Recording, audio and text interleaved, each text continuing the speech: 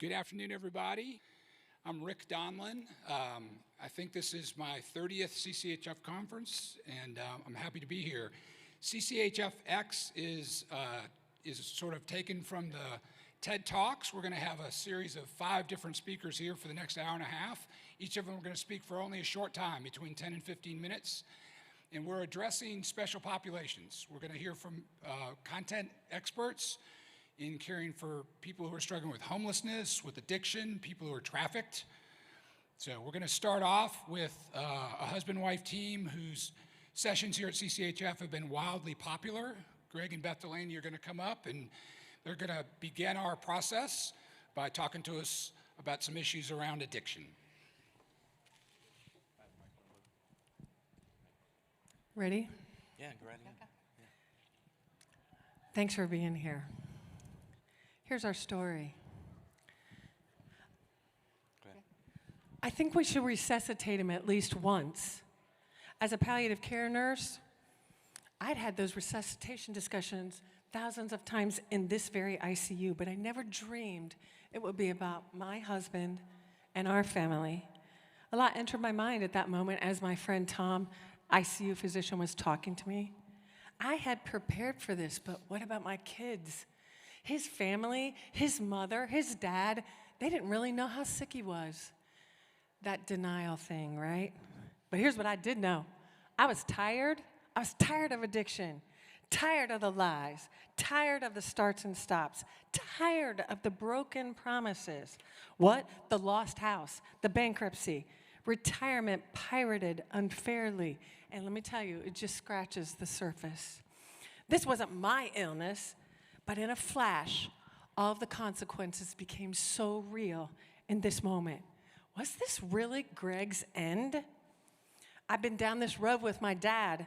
His alcohol use disorder led to a long time separated from him, and then eventually, unfortunately, caused him to complete suicide. I had resolved most of that, healing many of those wounds, but why now? We had work to do. My friends in the ICU had work to do. So I took a deep breath and told them, go to work. I've been praying for peace and acceptance for some time in this scenario. I had done my due diligence and learned that he was so sick. I knew that the man I fell in love with at 15 years old was my knight in shining armor. He was still in there. He was just hijacked by a cunning, baffling compulsion that had consumed him and now appeared was going to take him. I was at peace because I knew he knew the Lord. His illness, ironically, had led me to a new level of trust for the Father and new assurances that I was going to be all right regardless of the outcome. But even with all that prep and prayer, I'll be honest, I wasn't really ready for this, a resuscitation discussion, but there was work to be done. Proverbs 3 kept resonating. Trust in the Lord with all your heart. And I was. And after the work was done, I turned to the only place I knew, and that was the Lord. In a quiet moment, in a place that I had prayed with families many times, in my exhaustion, I simply bowed my head in the ICU room cubby. I stood by that computer thousands of times. Lord, he is tormented by this. If you want him, you can have him. But if you have him, I'll be okay because of you. But if you leave him, heal him. Jesus' name I pray, and I went home. See, I grew up in the church. In fact, I was church before I was on the planet. Church, the Lord, it was all in my DNA. There's a picture of Clara on the screen. Clara was my grandma. Clara was the mother of 7 boys.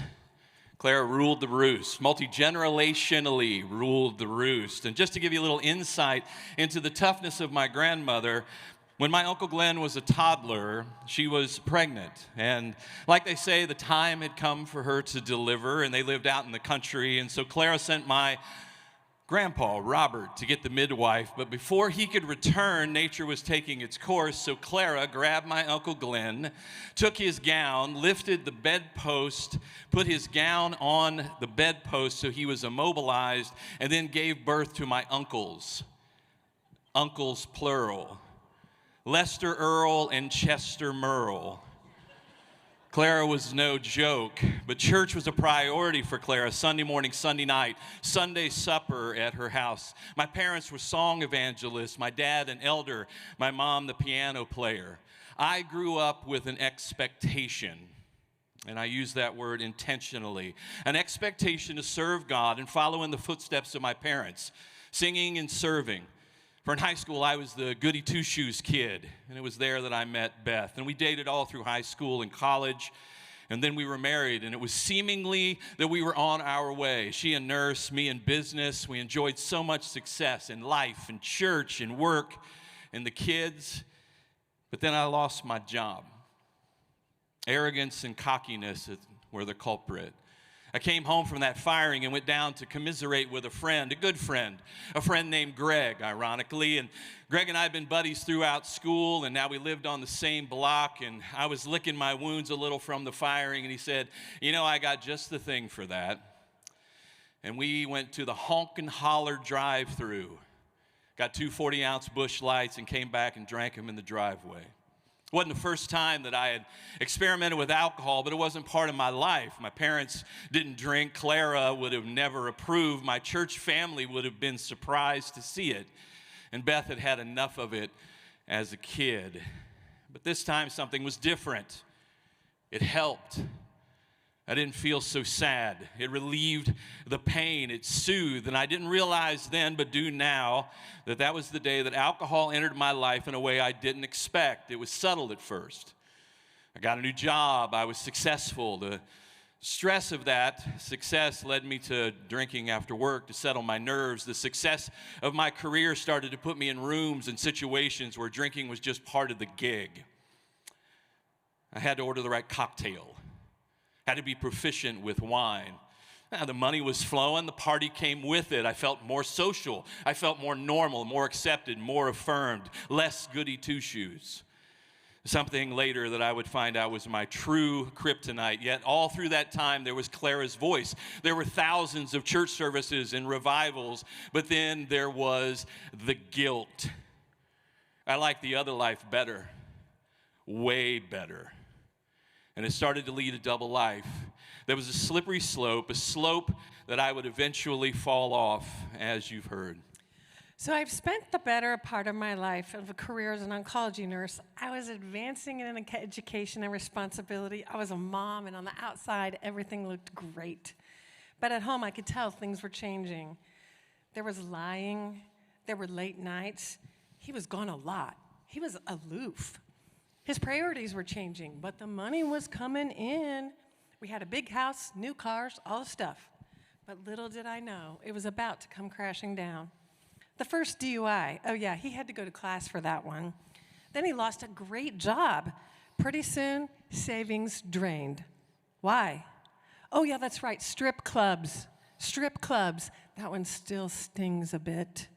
Then he would get really, really sick. He'd go to detox and come back better. But it would start up again.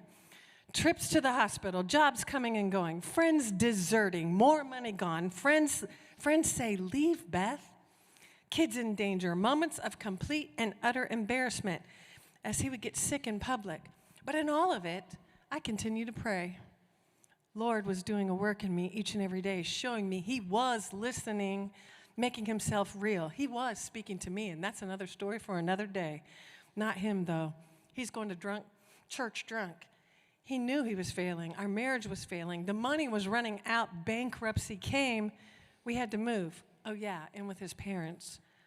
Then one day, in a moment of desperation, I was in the Barnes & Noble on my knees, seeking an answer. I found a resource that really helped change my perspective. Dr. Meyer's book, How to Help a Loved One Get Sober. I devoured that book. I went to Al-Anon. My wife, or my best friend, Dawn, she was alongside. She's in heaven now. I miss her. But I did begin to prepare. God was with me. So was hope. There surely is a future hope for you, and hope will not be cut off. Proverbs 23:18 says so. So I was on the journey during a day that my friend Greg, yes, that same friend Greg, it was his funeral. Greg had completed suicide after a long bout with alcohol as well. His battle ended tragically in a wooded area near our homes. He was surrounded by bottles of vodka. I was supposed to be a pallbearer that day, but that day, like most days, I needed to drink.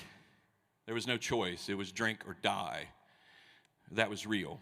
So that morning, my body was craving like crazy, so most days I would just go to my car and chug a 32-ounce Gatorade that was less about Gatorade and more about wine and vodka. That would take the edge off. But this day was a little bit different. I got sick, really sick, more sick than usual, more pukey than usual, resulting in me vomiting blood violently in a parking lot. So I decided to go to the hospital, and I called Beth, and I said I'm not able to go to the funeral, and it wasn't the first time that I had bailed on something due to my alcohol use, and so that news was met with frustration and apathy, understandably. You know, this wasn't my first rodeo for detox. Here's my insurance, here's my ID, take me to the telemetry, here's my CWA test, potassium, vitamins, Ativan. And despite being at a 0.4 on arrival, and yes, I drove myself there, I was sure that this was just another trip to detox. And you've heard that part. I woke up 3 days later in the hospital with a pastor in my room. I never felt less valued or more shame. I was a failure at business. I was a failure at marriage. I was a failure as a father. I was a failure at faith. I was 43, no future, no prospects, no money, and soon to be no family. I was awake, and I sort of wished the doctors hadn't figured it out. But now, here's this pastor. A pastor who by many counts was a scoundrel. He cheated at golf. He had a reputation. To top that off, he was a Pentecostal. Why was he in my room? I didn't care much for him. Beth liked him.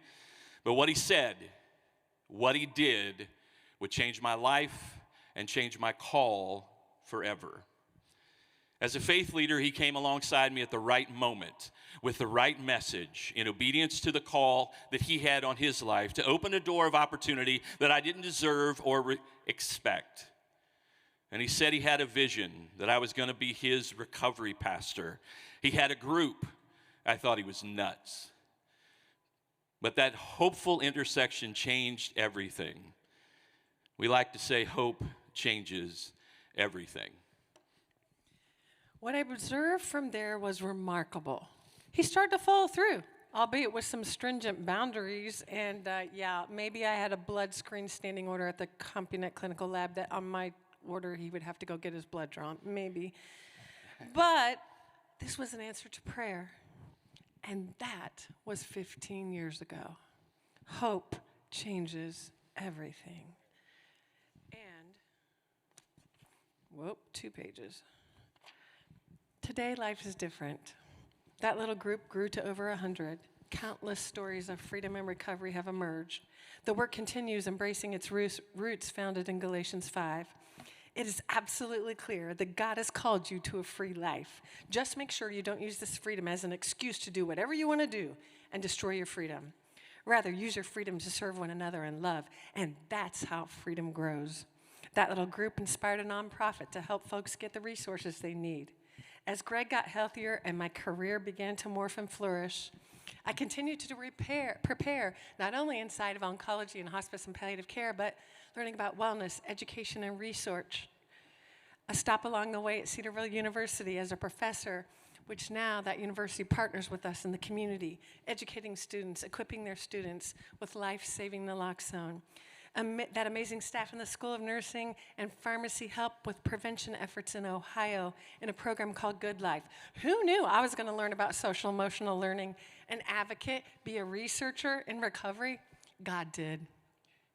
My journey seems like it's just getting started, and encountering amazing people like you at CCHF is incredible. Who knew that all that work in the cancer space and chronic illness would lend itself to the skills I needed to embrace and serve folks with AUD, SUD, trauma, and mental health challenges? God did.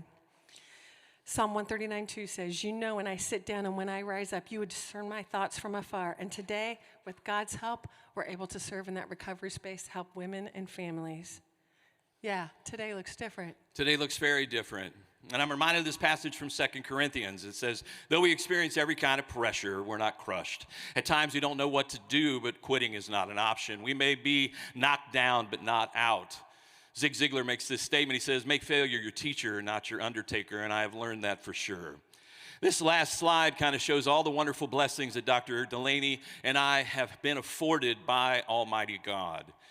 Wonderful intersections in relationships, national influence, a partnership with our Ohio governor. We could never have expected a trip to the White House. And now we're grandma and grandpa, GB and Zip, but that's a story for another day. But perhaps the most amazing part of this journey that spanned 15 years that we share in 15 minutes can be found in one particular picture. Remember when I told you about that the first time alcohol solved a problem? Remember his name? Greg?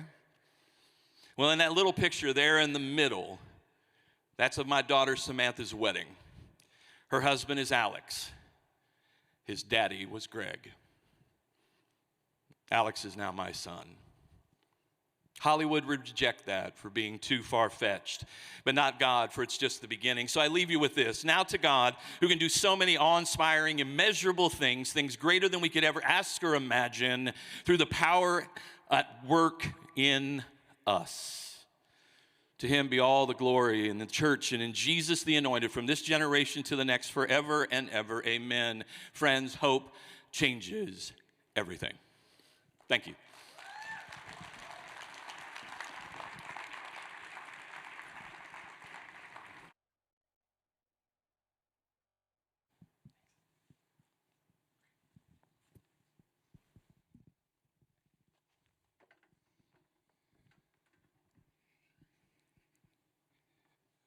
First of all, I want to thank our contributors for having to speak to you in really limited amounts of time. That was perfectly 15 minutes. Thank you for that.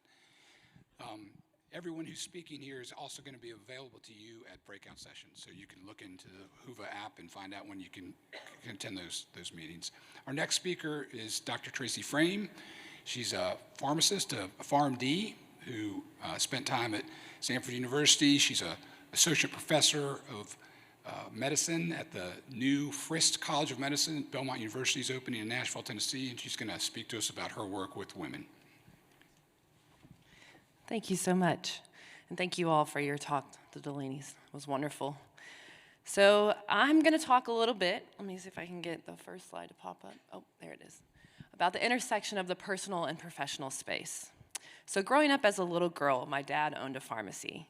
I would see him ministering to patients by going in on the weekends if there was a medication someone needed, or staying after hours and helping patients and friends he cared for. He knew everyone's name, and when we were out and about in our city, this is no joke, no matter where we were, my siblings and I would end up having to develop some type of game, do something, because my dad would be talking to someone else about how they were doing, how their sibling was doing, how their mother was doing, their third cousin in Georgia, we would have to do it because he would be talking for forever. He's a talker too. So he would take us also with him to the rescue mission downtown, where he led devotions and mentored our friends who were unhoused there, many of which he would actually come into his pharmacy to get warm in the winter or even get a bite to eat. Or he would take us with him when he served at a children's camp during the summer, where I realized actually that a lot of kids didn't have what I had growing up. Or he would give his free time to mentor so many men through the years. And these are just a few of the things my dad showed me. He treated people with love, care, and dignity, no matter where they were, or no matter who they were or where they were from. I am so thankful and grateful for this upbringing. It showed me what the gospel looks like in action, not just on Sundays and not just on a mission trip, but daily in his personal and his professional life. You see, people didn't just see him as a neighborhood pharmacist, but rather as the hands and feet of Jesus. We live in a time and culture that seems to value product over people, or quantity over quality, or even results over empathy. We have less and less interaction, especially with those the world casts aside. We are engaged through social media, but not through true, real, meaningful relationships with people. I beg to say that to bring empathy and compassion into our actual professional space, whatever that may be, so for me that's addiction, we must open our personal space to human suffering and brokenness within that same realm. My husband, who's a pastor, and he's here today, and he honestly should probably be up here because he's the bee's knees and he's awesome. He's also in recovery, and I'm talking about addiction, but he always says, you really shouldn't speak into anything unless you have a personal connection with it. So when we do open our hearts and our home and invest time and energy to love, care for, and develop friendships with people suffering, the first time we meet a patient, we don't see them as a patient, rather someone familiar, someone we know, because we have a personal connection with a person in our own lives experiencing that similar struggle. So I'm telling you this, but I'm also still learning this myself. It's not always easy, but the gospel isn't easy. Simple, yes, easy, no. As I was thinking about this, two specific people in my life have helped teach me the importance of having a real personal connection and interaction with human suffering in order to become a better healthcare professional by understanding the struggles and hurdles women face in addiction. The first is a woman named Blair.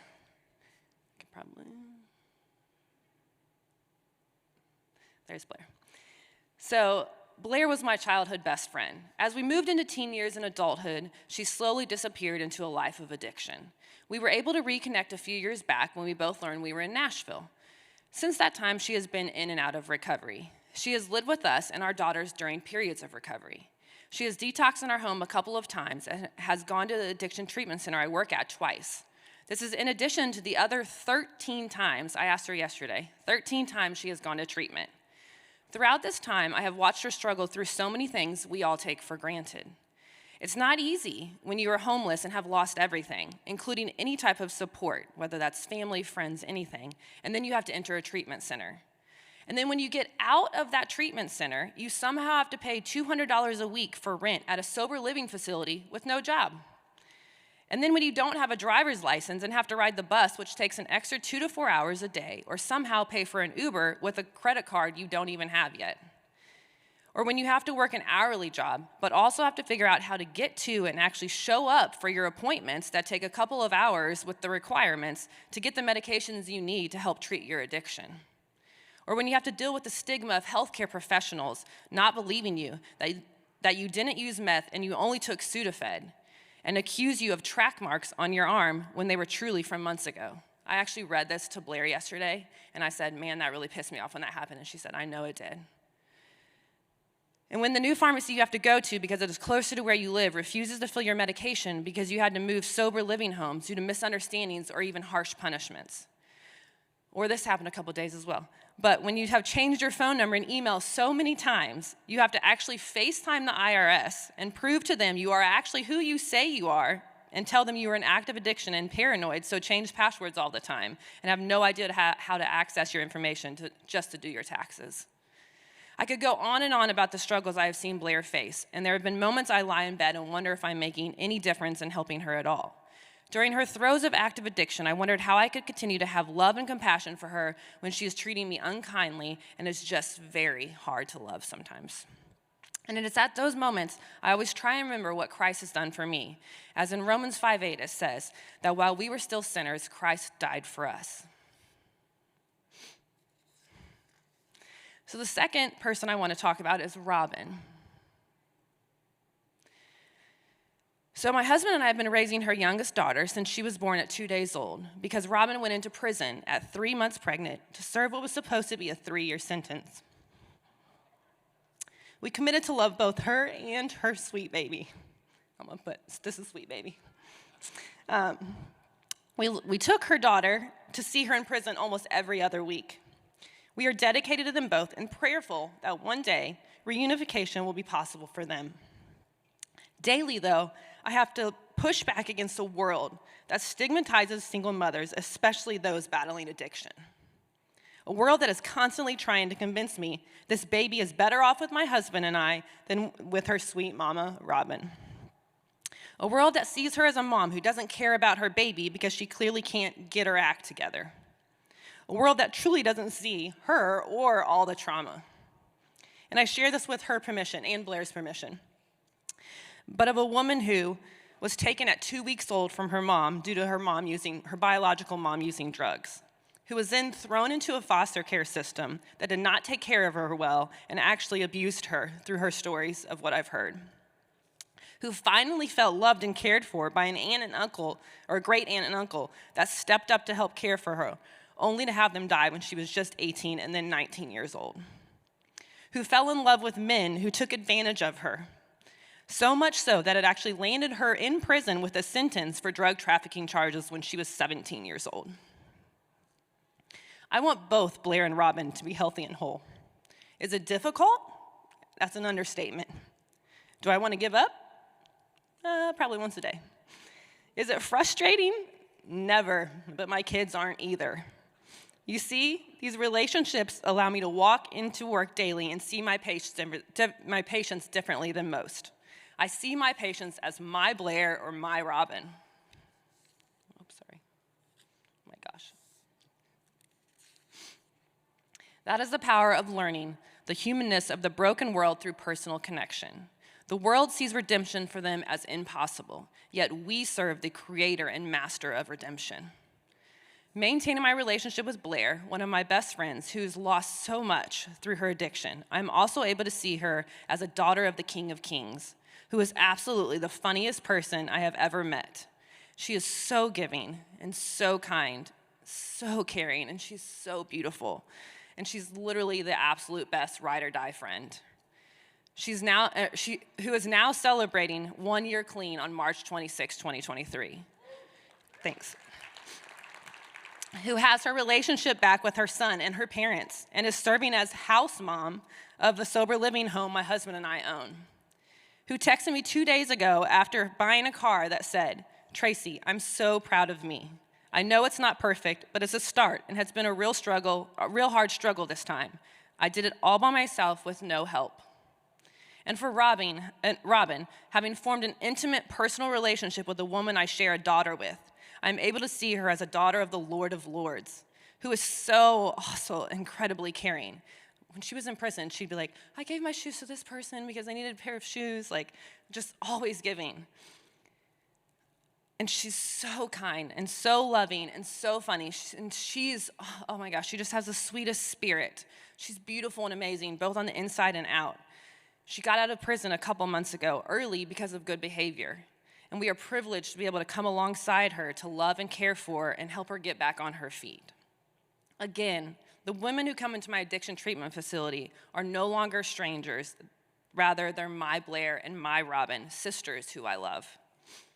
So I want to end just with this quote from Jamie Fenn, and she runs an organization called Foster the Family. It's an incredible organization.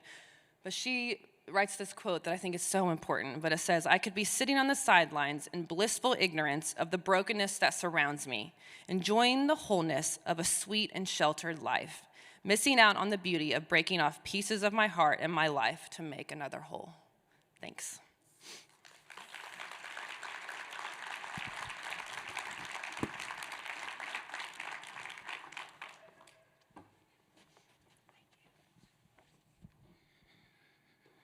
We're going to hear next from Dr. Jean Allard. Before she speaks, I just hope you're interacting with these speakers. I've heard a couple of things out of our first two speakers. The first, I think, is how important a family member, a faithful family member can be, a dad who models Christ or a grandmother.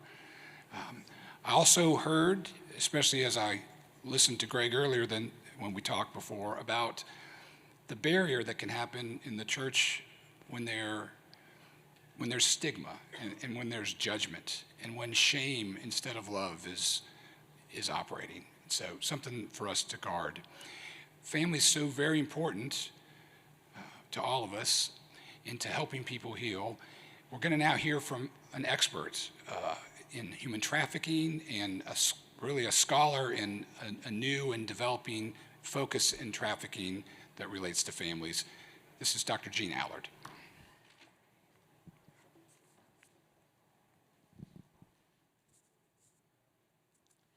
There's a saying in my field, particularly when we're doing awareness presentations, that a lot of people use, and it basically goes like this. No child wakes up and says, "I want to be a prostitute when I grow up." And I would venture to say that anybody in ministry doesn't wake up and say, "Please, Lord, throw me into the darkest space you can imagine. Throw me into a place where people treat each other horribly, where children are abused, where families are destroyed, and where people seem to be crippled on every level and never really get back to a whole and perfect life. Who stands up and says, "Send me to that"? I wasn't one of those. I had a terrific career in the Washington, D.C. as an internet consultant. Notice, not health services, not social work, not any of those things that would seem to be relevant. But there was a fateful moment in my career after I was making a lot of money and living a very comfortable life that the Lord decided that I was going to partner up with this group from a church that wanted to take me on their street outreach. And I went on this street outreach going, yeah, okay, I'll go for a visit. I'll go walk with them. And I sat there and I observed what this group of people did when they stepped out of the van and they encountered the women on the streets of Baltimore, and they prayed with them and they fed them and they loved them and they really saw them. And that's when the Lord decided that he was going to have my divine appointment. And that's when he decided that he was going to use somebody named Heather to thrust me onto a mission field not of my choosing. I sat on that stoop with Heather for probably 3 hours, and I learned that at 14 years of age, out of her single-parent household, a man had seduced her into leaving her home and going with him, and he proceeded to traffic her up and down the I-95 corridor for about 4 years, till she was sufficiently hyped up on heroin such that she really wasn't a saleable commodity anymore, and he dropped her off on the streets of Baltimore to fend for herself so that she could then just blend in with all of the other crack hoes on the street. And that's when the Lord said, I want you to meet her. And in that encounter, I had my heart destroyed and my life forever changed. And I went to that place that you're not supposed to go, when you shake your fist at God and say, you should do something. That ended well. It ended with me selling my company and selling my home and buying 23 acres in downtown Baltimore and starting the first long-term restorative care program for victims of sexual exploitation in the mid-Atlantic. We ran that program for about 12 years. And in doing so, we were able to, let me go back just a sec. Can you take me to the front?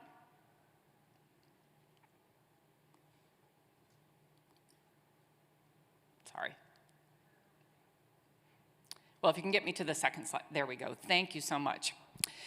In doing so, while I was doing this work, and for about 12 years and over hundreds of survivors that I had encountered over that period of time, I was learning from each one of them. Every person that comes in the door is somebody different, as you well know, and they all have something to offer you. But there was something that was brewing in me that I didn't realize the Lord was preparing me for the next level. As if this wasn't dark enough and hard enough, he was saying, now that you've got that, we're ready to go even further into that dark place.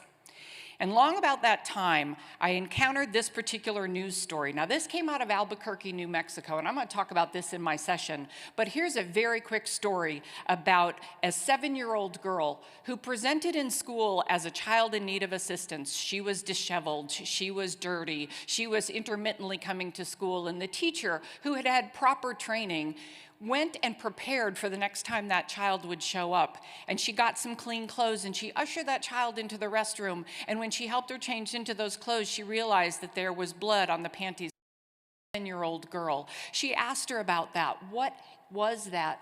And the girl said, Mom made me hustle last night.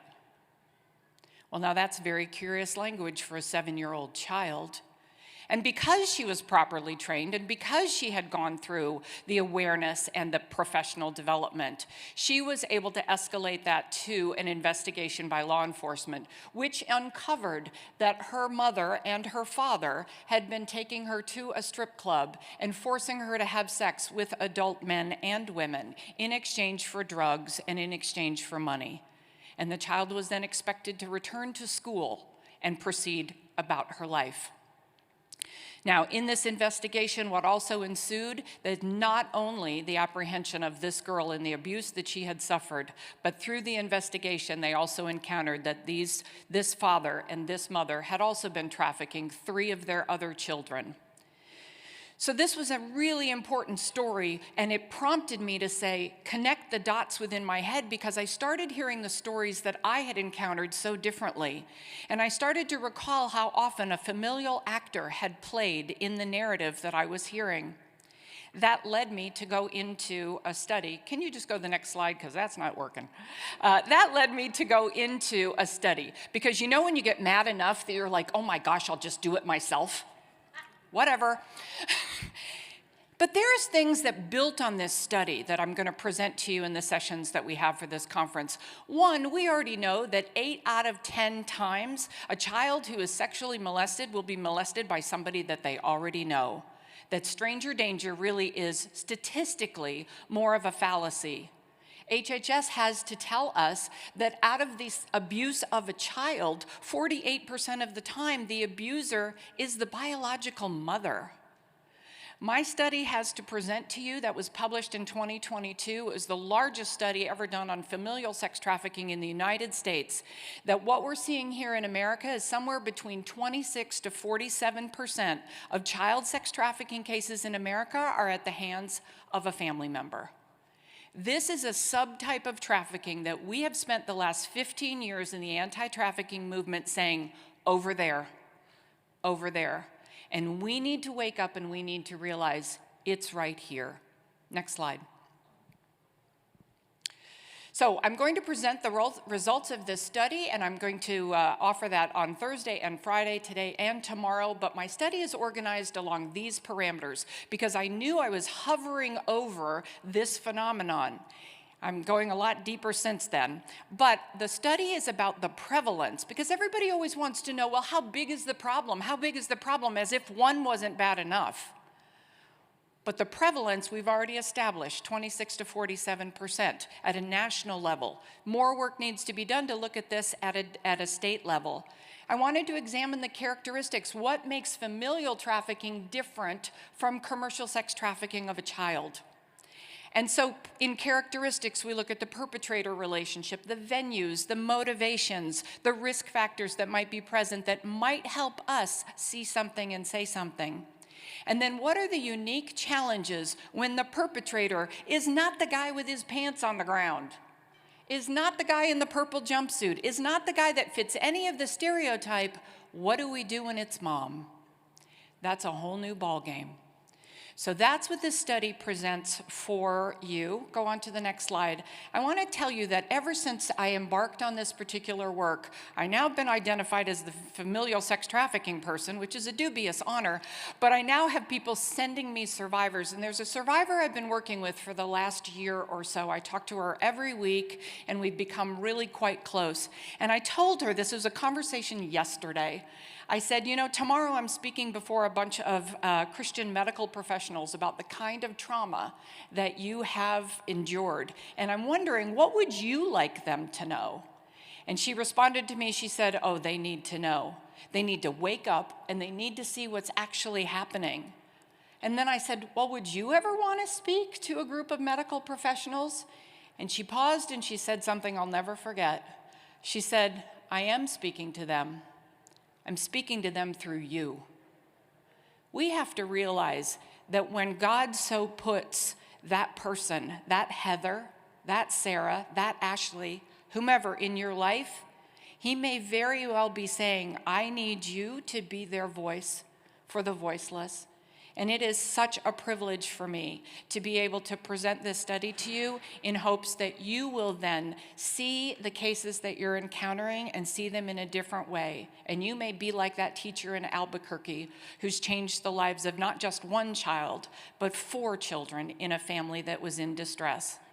So let's just go to the last slide, and I'll just tell you that the sessions that I am doing are on today at 4 o'clock and tomorrow at 4 o'clock. It's called Familial Trafficking in America, and I hope to see you there. Thank you so much.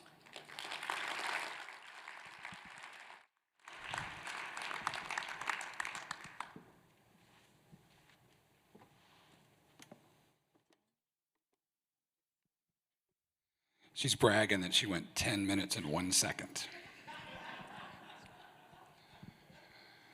All right, a little levity at the end of a profoundly disturbing message for us. And I think all of us here understand this truth. Like, when the Church of Jesus Christ, when the people who are representing the kingdom of Jesus see the darkest and the most difficult things in our world, our response is not to retreat or to be repulsed, but to begin to pray about how to be involved, how to love. We're going to have a little bit of a shift here. We're going to bring up Bobby Watts, who has been leading the Healthcare for the Homeless National Alliance. He lives in Nashville. He's going to speak to us specifically about respite care, medical respite care for the homeless. Thank you.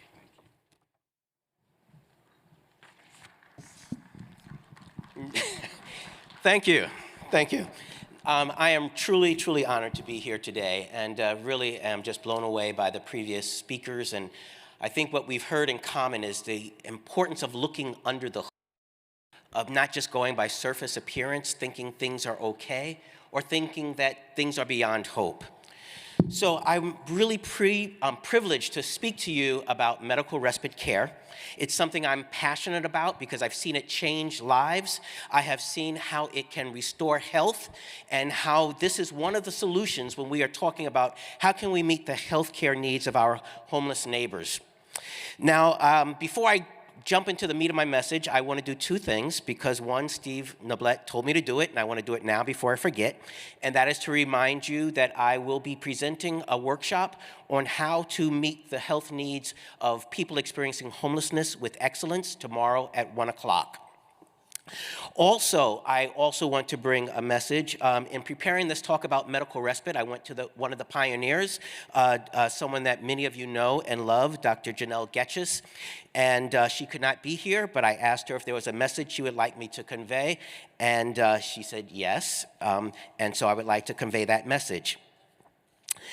It is God planted the dream and mustard seed that began CCHF years ago. And with Christ's presence and guidance, that mustard seed continues to blossom through all of your ministries. Thank you for your faithfulness. Now, I want to talk to you about medical respite, and I have to say I first found out of the need of medical respite even before I understood what it was. I had no words, I didn't have the title, I had no concept whatsoever. But come with me back 30 years. I was just beginning my stint as a live-in counselor at a rescue mission for homeless men in Lower Manhattan. I was about 2 weeks in, and some of the guests who had been there for a while and understood the rhythm of the mission came up to me and said, "It's 2 o'clock." I looked at my watch and said, "Yep, it's 2 o'clock." And they just looked at me blankly. I looked at them blankly. They said, "It's 2 o'clock on Friday." I didn't say anything. I waited because I didn't understand what they meant. And so finally they said, "We have to help this completely green newbie staff member." So they said, "It's 2 o'clock on Friday. You're not outside. You need to be outside." I didn't ask any questions. I just went outside. And what I found out was, beginning around that time, hospitals want to empty their beds of people who are homeless, who no longer have a need for that bed because they don't want it to be tied up for the whole weekend, but they don't know where to send them. So ambulances would come to the mission, discharge someone, and then try to speed off. And my job was to say to the ambulance driver, "I'm sorry, we aren't equipped to take care of this gentleman." And I still remember the faces of some of the men when they heard this and they had to go back into the ambulance, going somewhere where they didn't know. 15 years ago, I was the executive director of another organization that we built and operated a shelter for 200 women that had medical frailty or were mentally ill. Our primary job was to get the women into housing. And in the course of their stay there, many of them would have to be hospitalized. And some of them, when they came back, even though we had an on-site clinic, full-scale clinic that we also operated, we found out that their needs coming back from the hospital were more than what we can handle. And this was really discouraging for the medical staff of the on-site clinic. They had been spending a lot of time helping the women get their health together, getting them on hypertension medicine, getting them to understand how to treat their diabetes and getting them into a rhythm, working with them on some of their chronic as well as acute conditions.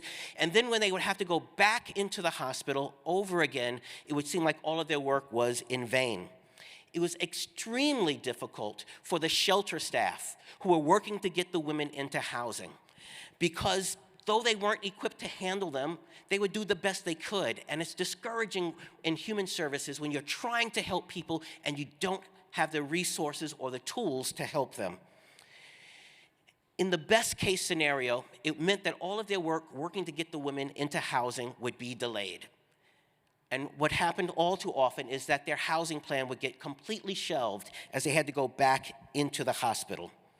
Fortunately, through my involvement in the council over many years, I had learned about what medical respite is. I learned about medical respite. Now, during this time, I had a conversation with the brand new commissioner of the New York City Department of Homeless Services, which oversees well over 100 shelters.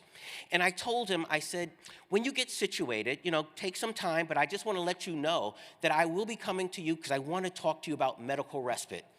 And like most people, he had never heard of it before, so I told him what it was. By the time I got home, I found in my inbox an email from him saying, please send me the information and do it in the morning. When people hear what medical respite is, they see that this can be part of the solution that is destroying people's lives who are experiencing homelessness when they come out of a hospital because they don't have a safe place to heal. So I want to show the first slide and say there are about 140 medical respite programs around the country.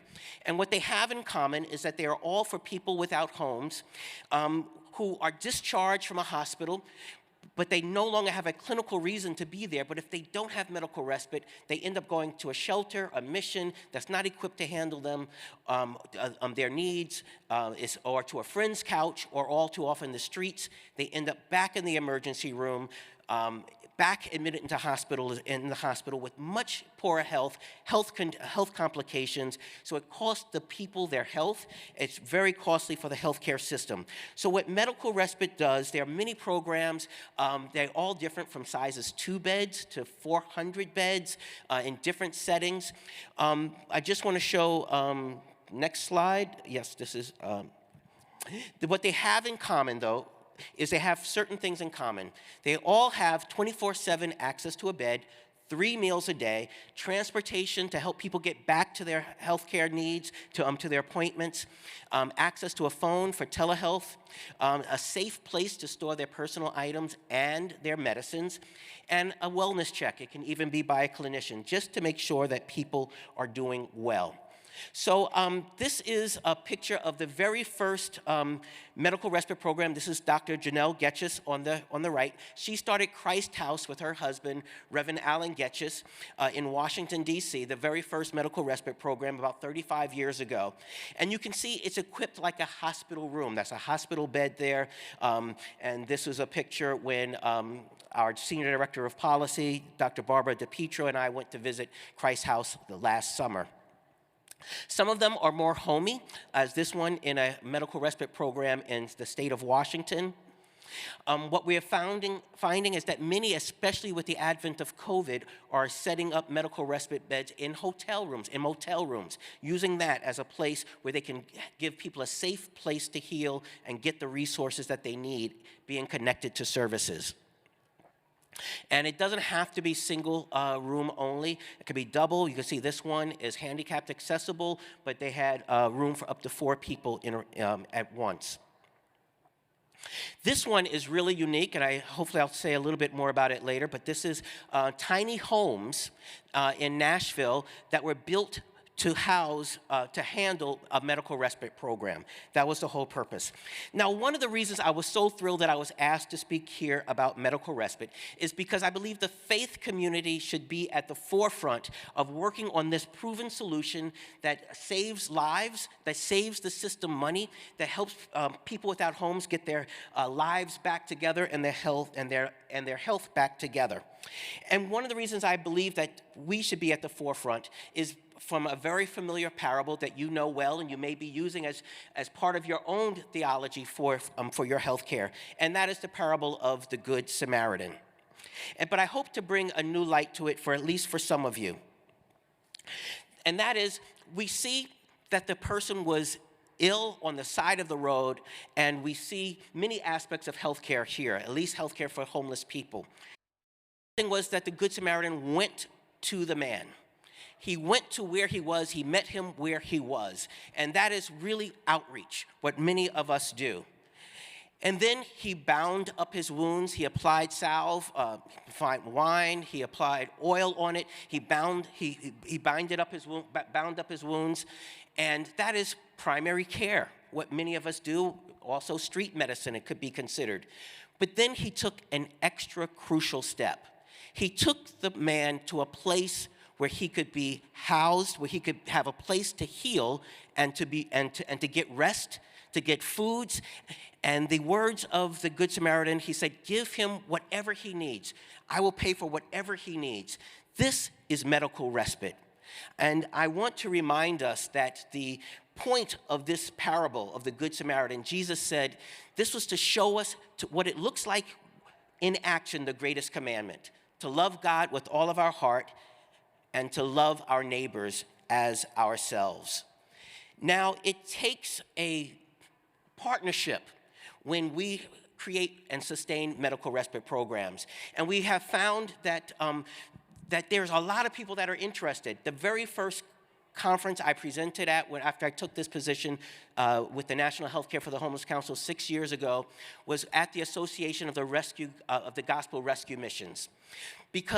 And I presented on medical respite, because they saw what I saw 30 years ago. The need was there. And now we know, we have a model that is becoming more widely known of what the solution is. But what we find when we are putting together partnerships is the party that is most reluctant are primary health care providers. Hospitals are willing, residential programs are willing, Salvation Armies are willing, shelters are willing, but we're having a harder time with primary care providers.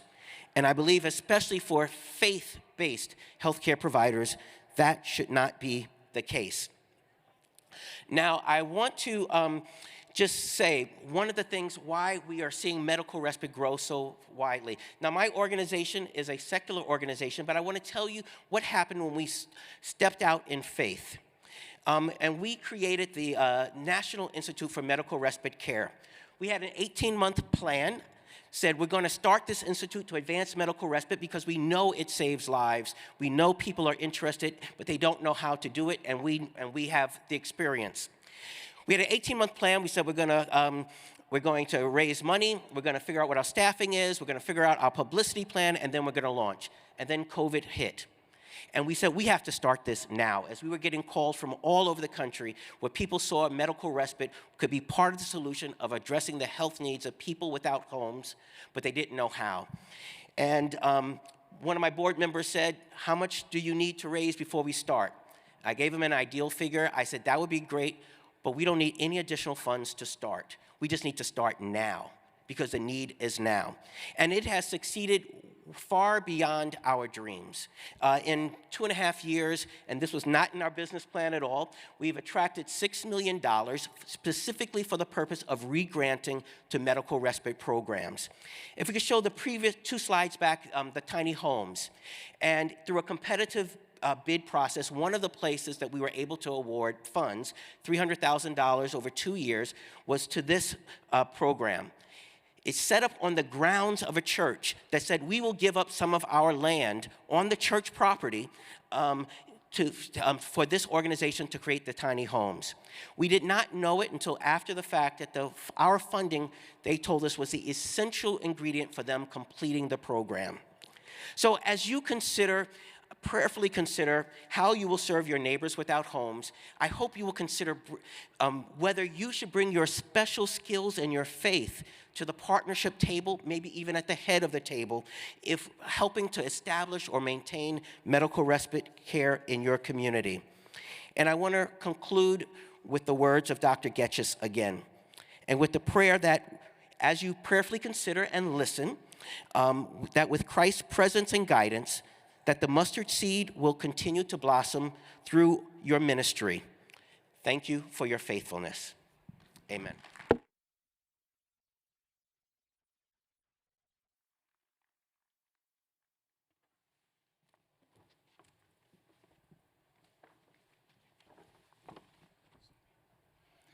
All right, we're going to wrap up with my old friend Steve Flores, who has been part of the CCHF community for a long time. I think I met Steve when you were at LA Christian Health Center, and he's been leading FQHC in North Las Vegas for a number of years now.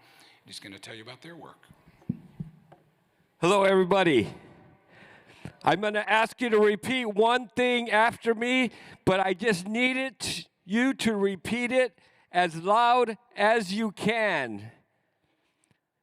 Yes. Okay, that's okay for a start. Do you work in an area that has health care needs? Do you feel called today to meet those needs? Amen. We're going to do really well here. I want to share a little bit about Hope Christian Health Center in North Las Vegas, the things that have occurred because we were willing to say yes. How many remember March of 2020? Yes. What happened? We had a little bit of a flu season. In 2020, pandemic hit. I'm sure every charity, free clinic, FQHC, the impact was incredible. The impact was bad. Everybody was afraid. Everybody was afraid to come out. Nobody wanted to go to hospitals. Nobody wanted to go to ERs. Nobody wanted to go to clinics. People who paid you stopped paying you. Insurance claim companies sent everybody home and forgot to tell them to print checks. Those who received state subsidies, all the employees were sent home, and they forgot to mail out the checks on the way out the door. So all of us were struggling, and at a critical time, the feds started recognizing that FQHCs were ready to tip over. Some already had closed, and they gave us, I think it was Rescue Act money. I call it stay open money. And what happened was, at that point, as the communities began to see that people were really hurting, people had needs, there was nobody willing. A lot of the FQHCs in Nevada went to 100% telemedicine, some closed clinics. But we chose to do the opposite. So we received a call from one of our MCOs and says, will you work with this medical unit to see patients? And we said, okay. And they said, but you won't be funded. We said, okay. And you can't bill any of the patients. Somehow, in a form of insanity, I walked over to the CMO and said, would you be willing to see patients in a medical unit? It's a U-Haul truck converted to a medical lab. And she said, yes. So I said yes. And here we went, in the middle of a pandemic, with everybody afraid to come out. We traveled to the lower income areas. It started with the Mexican consulate, expanded to the El Salvador consulate. We went to, from there it turned into churches that had needs. At that point, I went to Miles. Miles in summer, by the way, will be doing a workshop on a recuperative care, the impact of recuperative care, the same as Bobby shared, tomorrow at 1 o'clock also. So I said, we started outgrowing the need for that unit that was available to us. So we went to Summer and said, can we buy a van with this money? She said, yes. Yes is such a magic word. So we went, we bought a van, we converted it for outreach, we bought portable equipment, EKGs, exam beds, coolers that could sustain a certain temperature. And another group, so the group that called us first, they said, Steve, before we ask you this, we asked 2 other FQHCs if they would do it. One said no, one said yes, it never started. So we were the 3rd FQHC. Another organization calls us and says, Steve, we have a bunch of people on this side of town. The kids need vaccinations. They need physicals. Well, we just need things out here. And I said, yeah, come on over to the clinic. Let's talk. They came to our clinic and said, Steve, you're not the first clinic we asked, so if you can't do it, just say no. We said, yes. Turned into a second outreach team. Turned out to 2 high schools, 3 high schools, working with food drives, doing vaccinations, doing physicals, doing that grew into Tuesday and Wednesday night clinics. Then the city comes to us and says, hey, we have a courtyard for the homeless. We had another FQHC out there, but they can't do it. Will you do it? We said yes. We went out for 4 hours a week. Turned into 8 hours a week. It is now a 6-day-a-week, 10, 11-hour days of serving homeless out of a courtyard.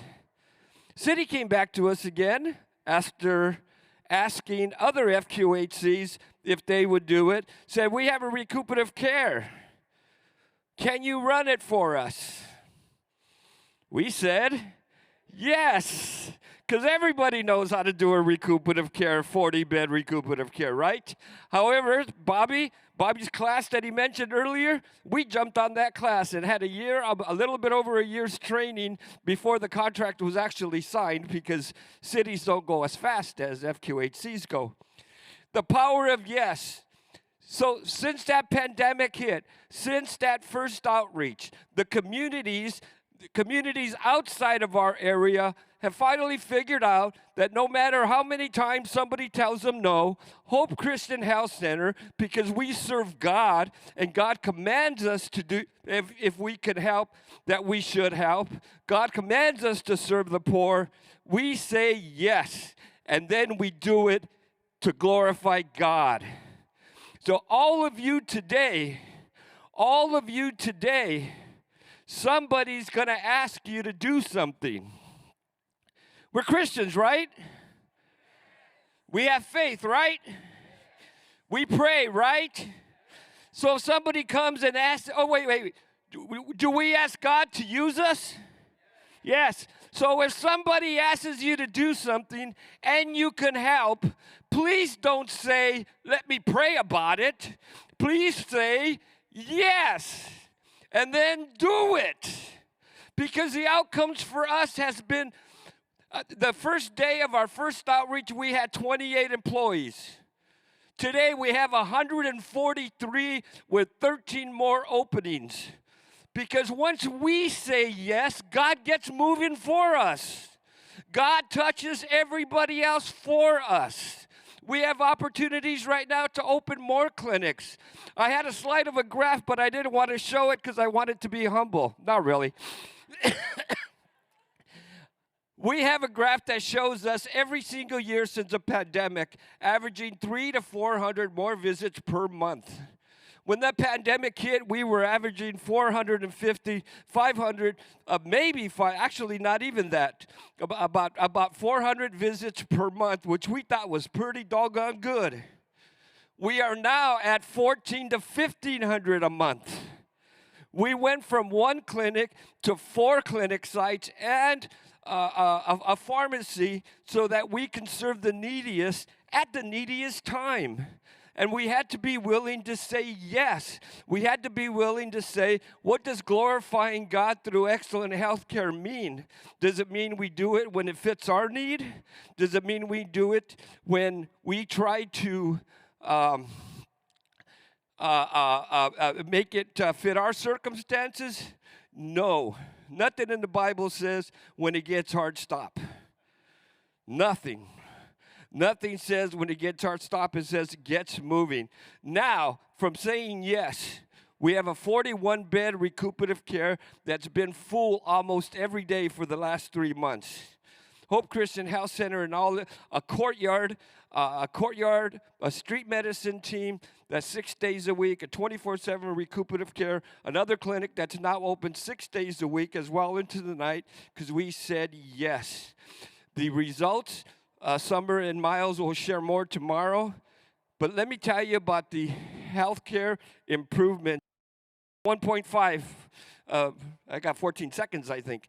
So the quality of health for the homeless, 80% are getting their meds on time.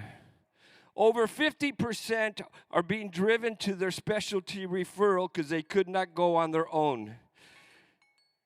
Steve Noble asked me 3 times if I knew how long 10 minutes was. So the answer is yes. So anyway, please say yes. Trust God to do the rest. God blesses us when we're obedient. Amen.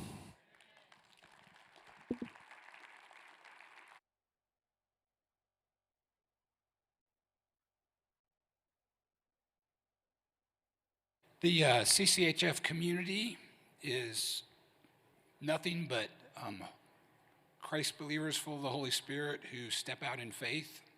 And so I would like to thank the presenters that we had today to start the conference, who demonstrated those characteristics, like recognizing brokenness and a need, being willing to suffer themselves and to see and deal with that suffering, and to inspire us to do that. So if you don't mind, let's give a hand for all of our presenters.